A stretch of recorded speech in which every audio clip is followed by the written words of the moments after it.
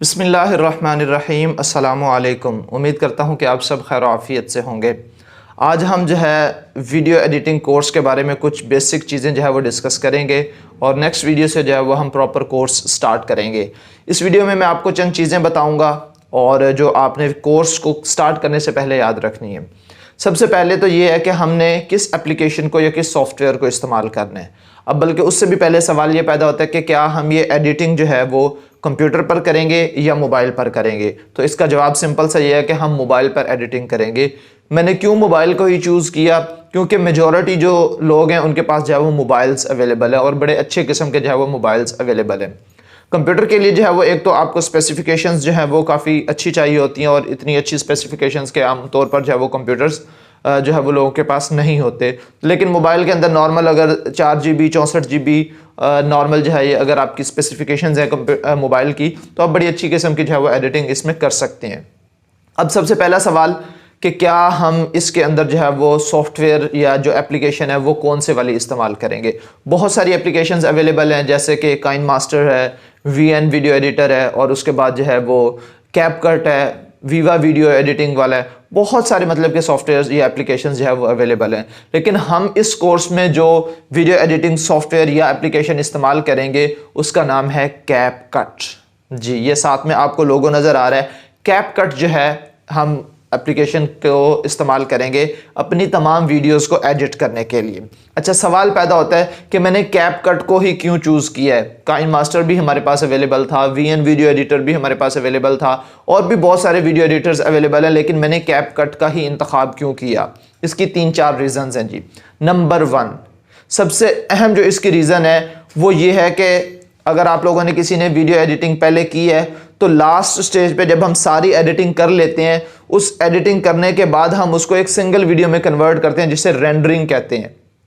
इस सॉफ्टवेयर पर रेंडरिंग की स्पीड आपकी सोच से भी ज़्यादा तेज़ है। मैंने बहुत सारे सॉफ्टवेयर्स इस्तेमाल करके देखे हैं, PC पे भी करके देखे हैं, एप्लीकेशंस भी इस्तेमाल करके देखे हैं मोबाइल पर, लेकिन रेंडरिंग पे आके जो है ना वो बड़े बड़े सॉफ्टवेयर, काइनमास्टर जैसे सॉफ्टवेयर भी काफ़ी टाइम लगा देते हैं, VN बहुत ज़्यादा टाइम लगा देते हैं।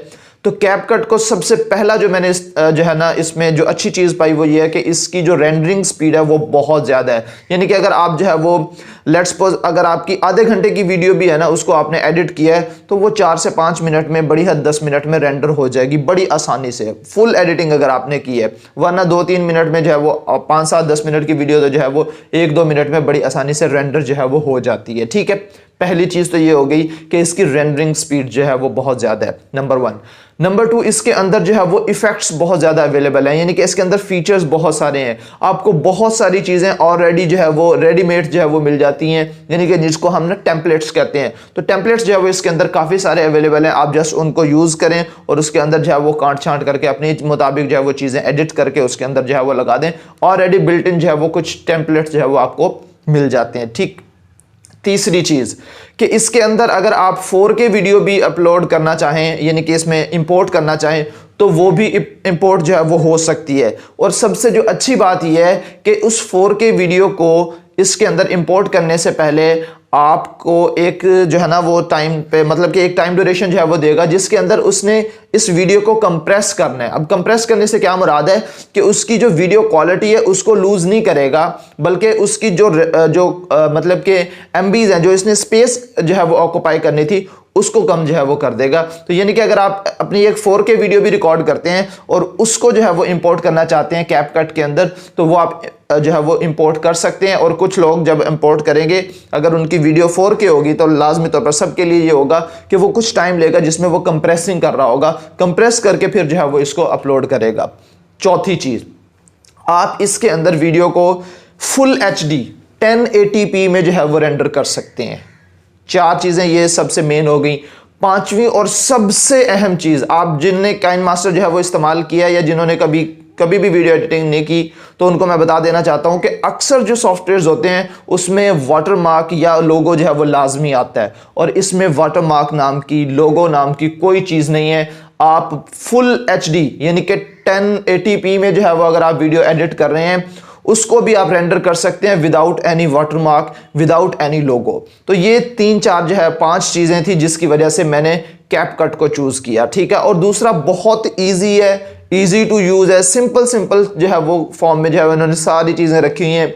और सबसे अच्छा एक और चीज़, एक फीचर इसका मैं और भी बता देता हूँ।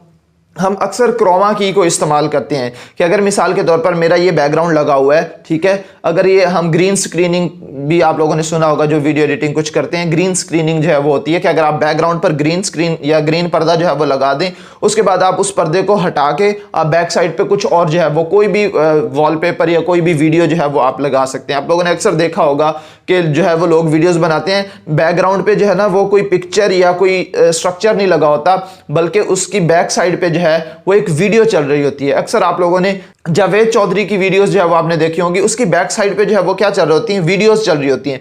वो ऐसा नहीं है कि बैक साइड पे बहुत बड़ी जो है उन्होंने एलसीडी लगाई है, नहीं, बैक साइड पे ग्रीन या ब्लू कलर का पर्दा लगा हुआ होता है, उसको रिमूव करके आप उसकी जगह एक वीडियो जो है वो लगा सकते हैं। जैसे पिक्चर्स के अंदर होता है कि आप पिक्चर का जो है वो बैकग्राउंड चेंज कर सकते हैं, इसी तरह आप वीडियो का बैकग्राउंड भी चेंज कर सकते हैं, ठीक है जी। और इसको आप वन क्लिक पे आप चेंज कर सकते हैं। इसमें एक ऑप्शन अवेलेबल है, रिमूव द बैकग्राउंड। आप जैसे ही उस पर क्लिक करोगे, आपका जो भी बैकग्राउंड होगा उसको रिमूव कर दिया जाएगा, और उसके बाद आप उसकी जो पिक जो है या कोई वीडियो जो है अगर आप लगाना चाहें तो वो लगा सकते हैं। तो इन 4-5 चीज़ों की वजह से मैंने कैपकट को चूज़ किया, और उम्मीद है आपको बहुत मज़ा आएगा। बड़ी इंटरेस्टिंग किस्म की हम जो है वो वीडियो एडिटिंग जो है वो करेंगे। तो आज की वीडियो में मैंने सिर्फ इतना ही बताना था कि हम कौन सी एप्लीकेशन इस्तेमाल करेंगे और क्यों ये वाली एप्लीकेशन ही इस्तेमाल करने जा रहे हैं। तो नेक्स्ट वीडियो से हम जो है वो बाकायदा उसकी ट्रेनिंग स्टार्ट करेंगे, बाकायदा हम जो है वो पहली क्लास स्टार्ट करेंगे। तो मुझे दुआ में याद रखिएगा। नेक्स्ट वीडियो में आपसे फिर मुलाकात होगी, तब तक के लिए अल्लाह हाफिज़।